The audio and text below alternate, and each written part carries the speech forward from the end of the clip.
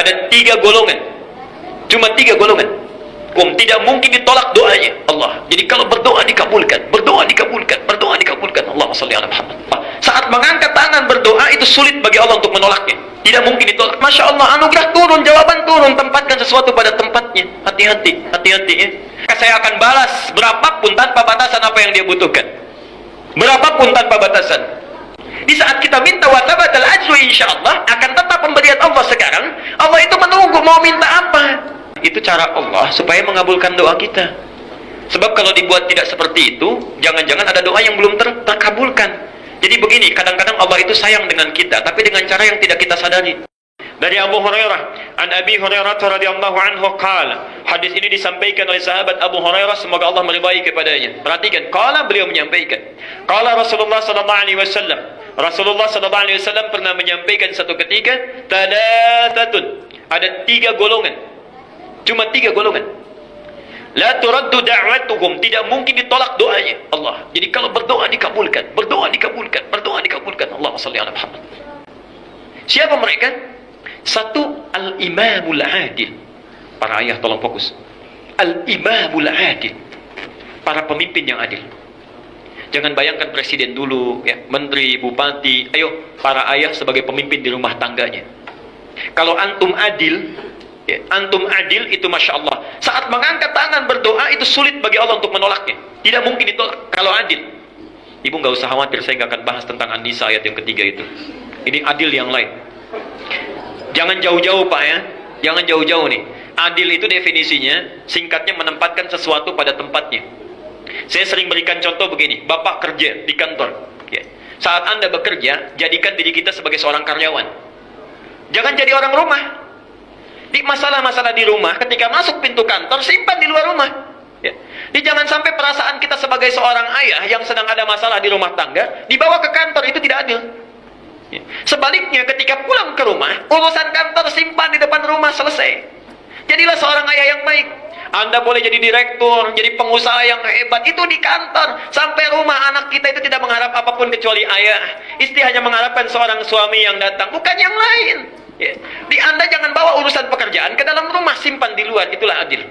Begitu dibuka pintu rumah, Masya Allah, anak kita itu akan berteriak, bukan memanggil kita dengan manajer, direktur, bukan dengan pengusaha. Saya kalau pulang ke rumah, begitu dibuka pintu, anak sudah lari. Buya! Dia nggak manggil ustaz. Langsung minta digendong. Diangkat di pundak, langsung diangkat. Sudah main kuda-kudaan. Selesai.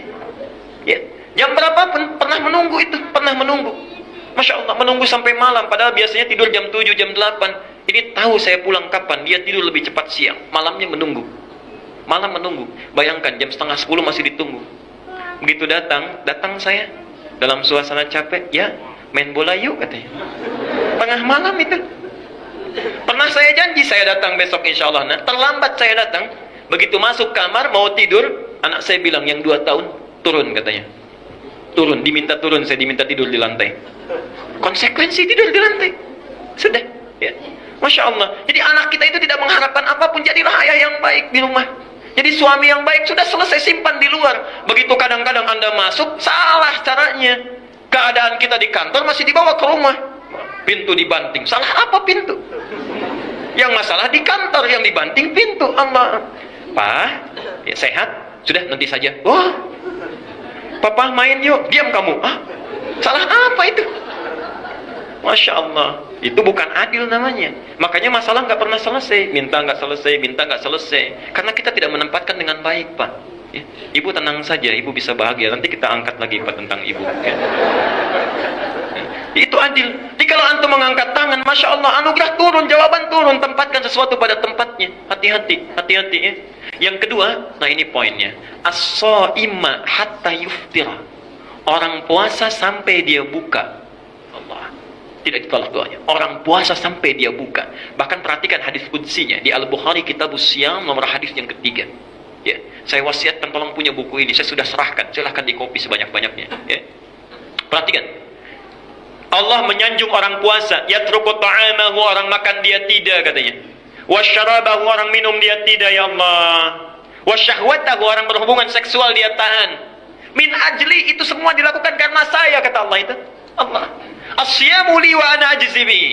Setiap dia puasa dilakukan karena saya, maka saya akan balas berapapun tanpa batasan apa yang dia butuhkan. Berapapun tanpa batasan. Yuk saya ilustrasikan sederhananya. Bapak ibu punya yang bantu di rumah. Masya Allah, kita minta bangun 4:30, dia bangun 2:30.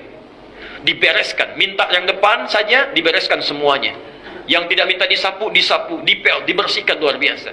Di luar rata-rata. Satu kali datang pada kita, Pak, Bu, maaf ini anak saya mau ulangan, kurang ujian pendaftaran 250.000. Kita mampu untuk memberi. Diberi tidak? Berapa? Bisa 500. Bisa 500. Masya Allah. Apatah dengan Allah yang tidak punya batasan? Ketika Allah memuji hambanya, Masya Allah, ini ada orang makan dia tidak. Ada orang tidur dia bangun malamnya. Masya Allah. Ada orang diam dia baca Quran. Kata Allah, Masya Allah, as-saima hatta yuftira. Ayo mau minta apa sekarang? Terutama saat buka, setelah semua itu dilakukan, lalu kita meminta kepada Allah seakan-akan menagih dengan bahasa yang lembut. Allahumma dhahabad dhama, ya Allah, dahaga ini sudah tidak ada yang saya tahan-tahan dari fajar itu. Wabtallatil uruq, ditandai dengan basah tenggorokan ini. Perhatikan. Wa thabatal ajru, engkau berjanji akan memberikan apa yang kau berikan saat ini langsung. Farahatun, saya bahagia sekarang ini. Insya Allah engkau akan berikan. Perhatikan. Allah itu tunggu-tunggu. Mau minta apa sekarang? Di saat kita minta wa thabatal ajru, insya Allah akan tetap pemberian Allah sekarang. Allah itu menunggu mau minta apa. Cuma kadang-kadang kita berhenti di situ, kita nggak minta. Karena panah setan langsung masuk ke mata kita. Kolak sudah direncanakan. Kalau nggak cepat dimakan dingin. Jus buah sudah menunggu. Akhirnya sudah selesai di situ. Bismillah, minum, makan, ke masjid. Doa belum? Ya. Padahal doa-doa itu ditunggu oleh Allah Subhanahu Wa Taala. Jadi mulai sekarang sunnahnya. Selesai itu, muqaddimah kita makan kurma dulu. Sunnah kurma dulu. Ya. Nggak ada kurma air putih. Teh manis urutan ketiga. Ya, urutan ketiga. Jadi kurma, nggak ada kurma air putih. Itu sunnahnya. Ya, baru setelah air putih misalnya silahkan mau teh manis, mau bakwan, macam-macam. Ini kadang-kadang saya lihat di Al-Ihsan takjilnya keliru itu makannya. Risoles dulu. Begitu risoles, korma belakangan. Risoles teh manis ya, untuk menghilangkan celah pakai air putih. Setelah sholat makan kurma gitu ya. Itu terbalik ya. Yang terakhir, yang ketiga, da'watul mazlum, doa orang yang sedang terzalimi. Doa orang yang sedang terzalimi. Barangkali di kantor ada yang menzalimi kita, jangan dibalas dengan cemoohan. Itu cara Allah supaya mengabulkan doa kita. Sebab kalau dibuat tidak seperti itu, jangan-jangan ada doa yang belum terkabulkan. Jadi begini, kadang-kadang Allah itu sayang dengan kita, tapi dengan cara yang tidak kita sadari. Misal, pemeliharaan Allah yang mengabulkan doa, dibuat kita terzalimi. Ada yang mencela, saat mencela itu sebetulnya sedang mendatangkan pahala, cuma kita nggak sadar. Cara melihatnya dengan mata, basar, bukan dengan basirah, mata hati. Ya. Sehingga ketika mencela kita balas. Kamu ini, kamu juga. Insya Allah. Kadang-kadang orang mencela dengan satu kalimat, kita balas satu paragraf hilang. Ya. Jadi ketika orang mencela, terima, sabar di situ, lalu berdoa di situ, Allah kabulkan. Doa balas dengan kebaikan. Anda yang taklim ke sini, sudahkah mendoakan orang-orang yang belum taklim? Tetangga kita, ya. Jangan dicela, doakan ketika Anda berangkat, ya Allah lembutkan hati tetangga saya. Saya tidak rela bertetangga di dunia tapi terpisah di akhirat. Lembutkan ya Allah, berikan kesempatan untuk taklim. Masya Allah, ketika dia taklim nanti, itu kita dapat pahalanya. Anda tidak taklim, dia taklim, tetap kita dapat pahalanya. Kita meninggal, dia masih hidup dan taklim, kita dapat pahalanya. Masya Allah, banyak. Yang kedua, kadang-kadang Allah pelihara kita dari maksiat. Nggak pernah maksiat, tiba-tiba ingin maksiat. Misal, ada tanda tangan proyek yang tidak jelas. Di jalan, kita ragu-ragu tapi terpaksa.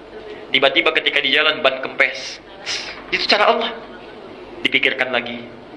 Mau nelpon ngasih tahu misalnya, mau ke bos ya tiba-tiba belok ke orang lain, ke sekretarisnya, dibilang lagi sibuk. Itu cara Allah. Hati-hati. Hati-hati, Pak ya, Ibu. Kalau ada maksiat tertahan kita di jalan, itu artinya Allah sayang dengan kita. Kalau sudah tidak sayang, nggak akan diberikan sekat, dibiarkan begitu saja. Itu istidraj. Ya. Saya kira itu untuk bahasan hari ini. Semoga Allah memberikan kebaikan kepada kita semuanya, menyayangi kita, dan kita bisa mempraktikkan apa yang kita telah pelajari hari ini.